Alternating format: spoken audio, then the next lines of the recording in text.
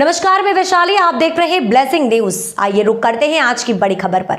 मध्य प्रदेश कांग्रेस ने आज सरकार पर कई गंभीर आरोप लगाए हैं। कांग्रेस पार्टी ने प्रधानमंत्री फसल बीमा योजना को किसानों की लूट और भाजपा सरकार का सबसे बड़ा घोटाला बताया।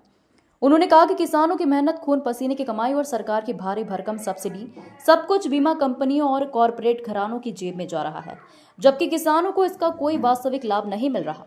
कांग्रेस ने सरकार पर आरोप लगाया कि किसानों को मुआवजे के नाम पर 50 या 1500 रुपए जैसी मजाकिया राशि दी जा रही है, जबकि बीमा कंपनियां हजारों करोड़ रुपए का घोटाला कर रही है।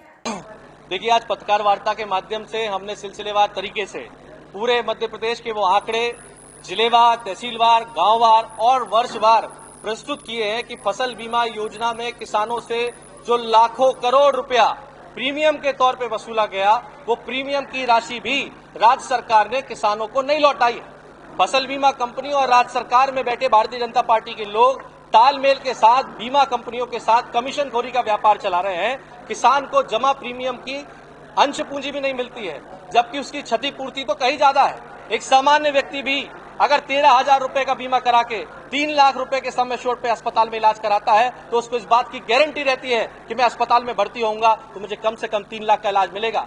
मगर किसानों के साथ इतना बड़ा कुठाराघात हो रहा है कि जब वो 2,500 करोड़, 3,000 करोड़, 4,000 करोड़ रुपए साल का जमा कर रहे हैं और उसकी क्षतिपूर्ति 36,000 करोड़ रुपए बनती है, तो किसानों को केवल 2,000 करोड़, कभी 700 करोड़, कभी उससे भी कम प्रीमियम लौटाया जा रहा है, फसल बीमा क्षतिपूर्ति लौटाई जा रही है। हम ये मांग करते हैं कि बीमा कंपनियों में फसल की अनावरी में जो विसंगतियां हैं, उसमें हल्का पटवारी की जगह खेत को इकाई माना जाए, सैटेलाइट सर्वे तुरंत प्रभाव से बंद किया जाए और ये 10,000 करोड़ रुपए का मध्य प्रदेश के किसानों से अब तक 40,000 करोड़ से ज्यादा का बीमा का प्रीमियम वसूला गया, जिसमें राज्य और केंद्र की सब्सिडी है।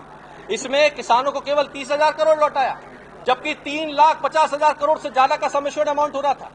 ये 10,000 करोड़ रुपया कहां गया, इसकी जांच होनी चाहिए। कौन कौन इसमें संलिप्त थे, उनका नाम आने चाहिए।